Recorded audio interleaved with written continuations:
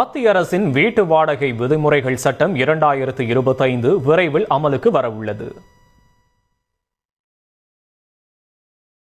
வீட்டு வாடகை விதிமுறைகள் சட்டம் 2025 வாடகைக்கு குடியேறுவோர் மற்றும் வீடுகளை வாடகைக்கு விடுவோருக்கு புதிய விதிமுறைகள் வகுக்கப்பட்டுள்ளன. இச்சட்டம் வீட்டு உரிமையாளர்களுக்கு பல புதிய கட்டுப்பாடுகளையும் வாடகை செல்வோருக்கு புதிய விதிமுறைகளையும் கட்டாயமாக்கியுள்ளன.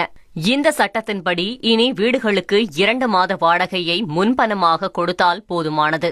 வணிக கட்டிடங்களுக்கு 6 மாத வாடகையை முன்பணமாக வசூலிக்கலாம். வீட்டை வாடகைக்கு விட்டால் அந்த ஒப்பந்தத்தை உரிமையாளர் 2 மாதங்களுக்குள் பதிவு செய்திருக்க வேண்டும். இல்லையென்றால் 5000 ரூபாய் வரை அபராதம் விதிக்கப்படும்.